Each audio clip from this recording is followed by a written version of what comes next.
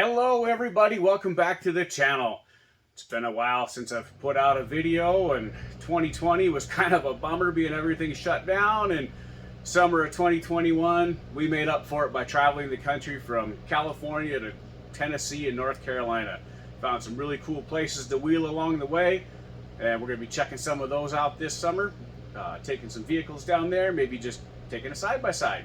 Anyway, today got the 84 here today, and this is one of my current projects. We got the free runner out in the driveway, but I did a compression check on this. It's got just under 200,000 miles on it. It seems like number one cylinder's low. Now I don't know if it's really low or if it's stuck rings or there's something up with the cylinder, but we're going to check that out today. I'm going to get this thing out and warmed up and do a compression check on it, and if it is low, we're going to take a bore scope and stick it in that cylinders and see what's going on. Make sure they're in good shape, and if they're in good enough shape, heck, we'll just pull the head off of this and pull the bottom off and do a re-ring job and see how well that works out. We can just do that in the vehicle even. And if it works out, great. If it doesn't, hey, engine's got to be gone through anyway, right? So why not try it out for a cheap and easy, hopeful fix? So anyway, let's get this thing out of the garage, take it for a drive, go get the engine all warmed up, get the oil temperature up, and we'll bring it back in here and we'll do a compression check on there to see where we stand on all the cylinders and see if number one actually is low or if it's not too bad. Maybe we'll even do an experiment and stick some fluid down in the number one cylinder, let it sit for a couple days and see if it frees up some rings, if that's actually the case. Doesn't smoke or anything, so I don't think it's a valve. Doesn't seem like anything's coming out of the exhaust. No blue smoke, no white smoke, so it's not a head gasket or nothing. But let's get this thing out on the road, warm it up, and check it out. Okay, back from the test drive, the engine warm up, the engine's all nice and hot. So now it's time to get in here, pull some spark plugs out.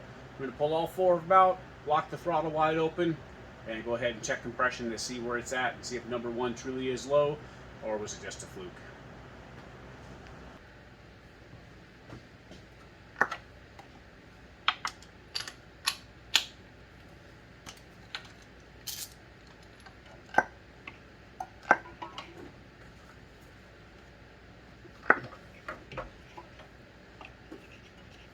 Good thing about the distributor caps is they're all marked for the wires, that way you can't put them back on wrong.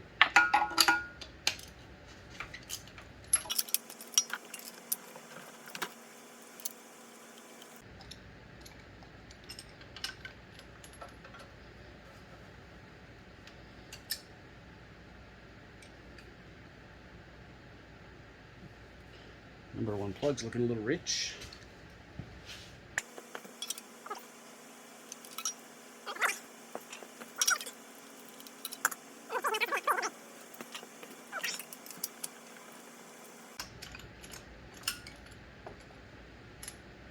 Number four looks excellent also. Just number one was kind of dark, but let's put the compression tester in there.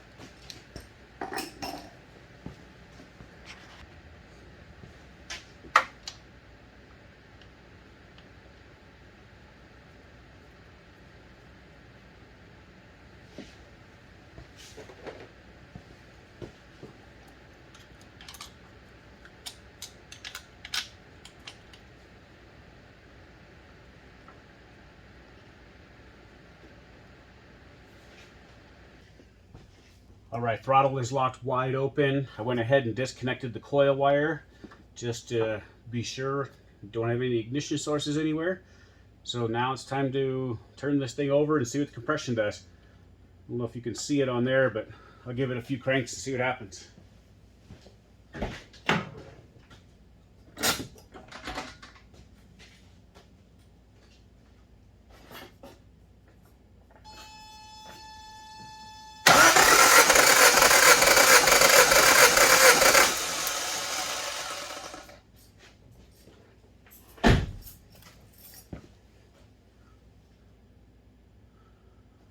A little under 100.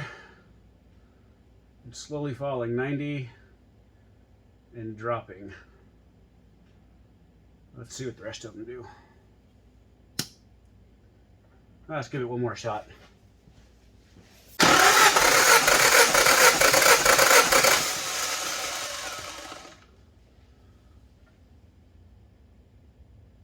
Yeah, 105. I think the book calls for 141 on the low side and 171 normal. So yeah, we're doing a leak down test on that one and a bore scope. See what we got inside that cylinder. Make sure the cylinder is not hashed. Put that on there. And let's do number 2.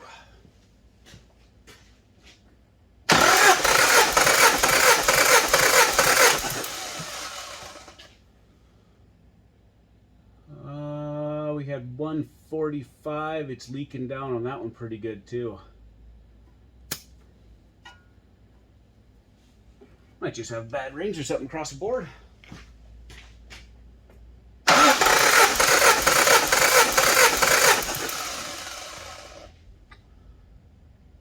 Yeah, 140, 130, 120. Oh yeah, this one's losing too. Number 3.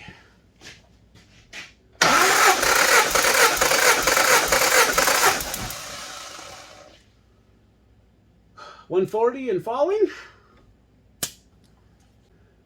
What do we got on number 4?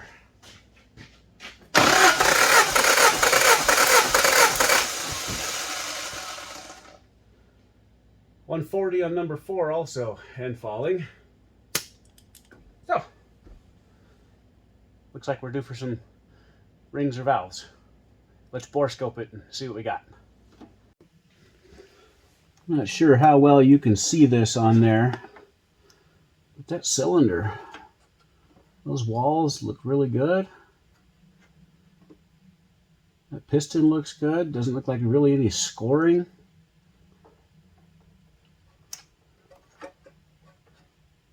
Let's go to number 2.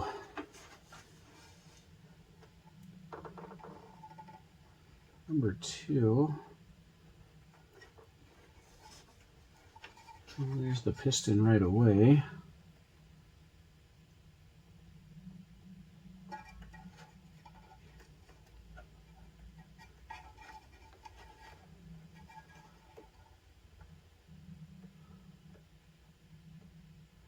The wall looks really good too.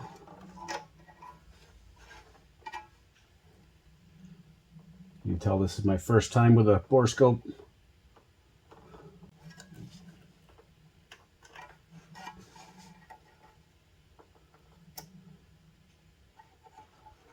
Just some regular carbon buildup on the piston. Nothing bad. Let's go to number 3.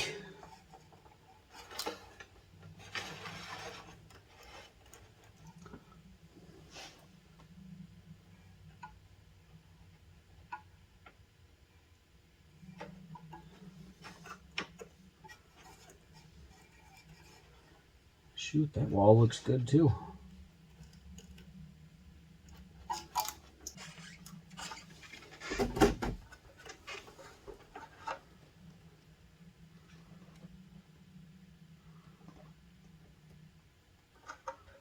A little bit of vertical scratches.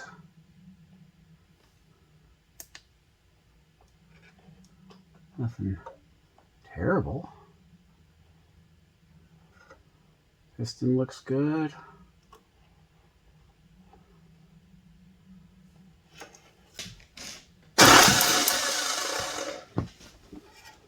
There we go. Oh, it's got one little scratch in the wall, kind of a noticeable vertical one. Not terrible.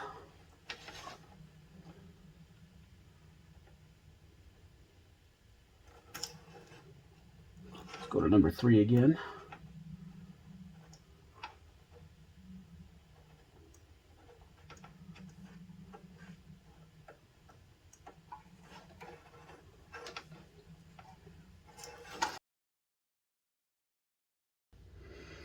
First thing we got to do is get the engine rolled over to top dead center on that cylinder.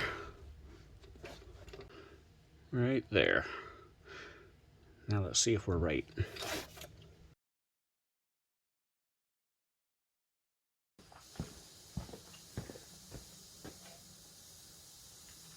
Yeah, I can definitely hear it leaking.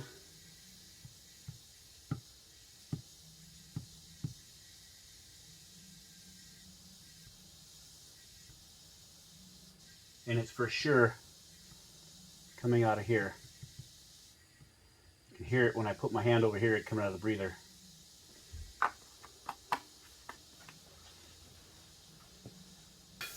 Not the exhaust. It's definitely getting by the rings.